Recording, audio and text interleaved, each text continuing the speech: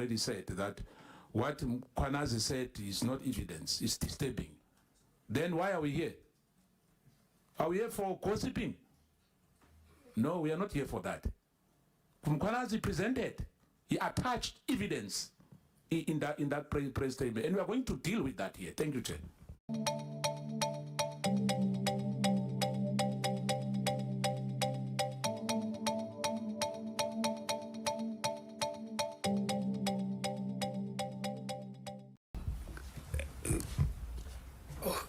Good morning, Chairperson. Not that I'm senior, Chair, but but I come from legal services. Chairperson, the way we see it is that first and foremost, you are correct in saying there's been a lot of work that has been done. I mean, in the background, and I think if you were to ask from ourselves, we already have draft terms of reference, Chairperson. And of course, in the next 2 or 3 days, those can be released. I mean, to members. I mean, for comments. Our main worry is that if you say we must wait for inputs from political parties, then that impacts the timelines. Whereas what we could do, Chair, we could simply circulate a draft, and of course, people would be able to comment on it. And of course, Chair, another thing is, there's a lot of backroom legal technical support which needs to take place, and some of the issues we can deal with them when we meet in the management meeting, of course, under your leadership, Chairperson. Because Honorable Sangoni is correct, I mean, in saying the witnesses will have to be identified. And of course, Chairperson, I'm saying this with the greatest of respect. What General Mkhwanazi said, Chairperson, on the 6th of July, 2025 is not evidence, Chairperson, in a technical sense. And of course, one would need a legal person to go around speaking to people who will be able to corroborate what Lieutenant General Mkhwanazi said. And of course, as you can imagine, Chairperson, the committee, I mean, cannot do that. And of course, you need, sworn statements from witnesses drafted and so on and so on. So that's the kind of work we think will be taking place over the next 2 to 3 weeks, Chairperson. But if you were to say, what is our firm or concrete proposal, Chairperson, is that the draft terms of reference be circulated, and of course, members or even different political parties can comment on them, we firm them up. We have a meeting where they are considered. Of course, consider means the committee may either adopt or not adopt them. I'm not sure the Chairperson. If we are not saying that you must wait for the. What Honorable Mkhwanazi was saying is that before Friday, when the preliminary terms, remember they remain preliminary until the committee adopts them. You are all ignoring a very important proposal made by Honorable Mkhwanazi'S. Just give us the person who must send the proposals to. It's as simple as that. And then the proposals by end of Friday, midday, then they are closing. But if you give us a person now who will submit while seated here, because we've got those things. We didn't come here to play. We came here ready.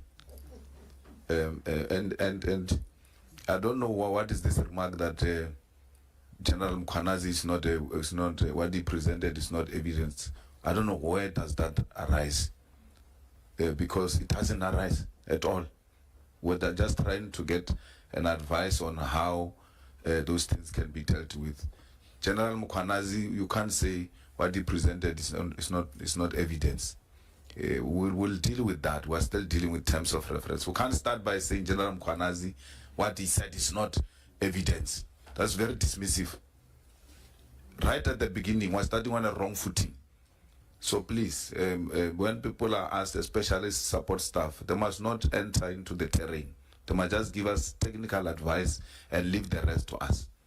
Because we're not going to live here being part of a remark that says what Mkhwanazi said is not evidence. Thanks, Chief. I was a bit disturbed as well, like my colleagues, the remark by the legal team. And I'm still saying again, Chair, in our joint sitting, the chief legal advisor is not here even today.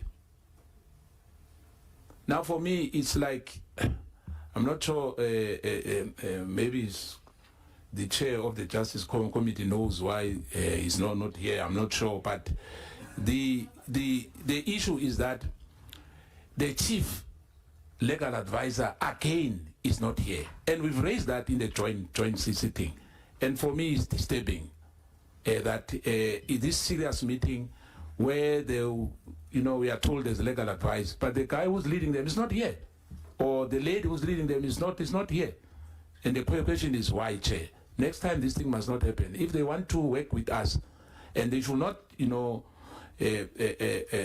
guide us like our own members have already said, that what Mkhwanazi'S said is not evidence, it's disturbing. Then why are we here? Are we here for gossiping? No, we are not here for that. Mkhwanazi'S presented, he attached evidence in that press statement, and we are going to deal with that here. Thank you, Chair. Most of what I had actually also wanted to say had been covered. Safe to say that I was also equally very disturbed to hear that Mkhwanazi'S revelations actually are not evidence. I think that was actually defeating the purpose of this session. And my second concern is the absence of the chief legal advisor, because for me this is a critical start of this process of investigation.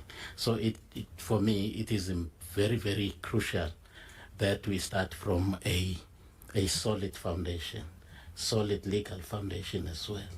So I am raising my concern that the chief legal advisor is not here to ensure that we actually have a smooth take-off, as it were, of the processes and the functions of this committee. Thank you. That in this serious meeting where we are told there's legal advice, but the guy who's leading them is not here, or the lady who's leading them is not here, and the question is why, Chair? Next time this thing must not happen. If they want to work with us, and they should not guide us like our own members have already said, that what Mkhwanazi'S said is not evidence, it's disturbing. Then why are we here? Are we here for gossiping? No, we are not here for that. Mkhwanazi'S presented, he attached evidence in that press statement, and we are going to deal with that here. Thank you, Chair.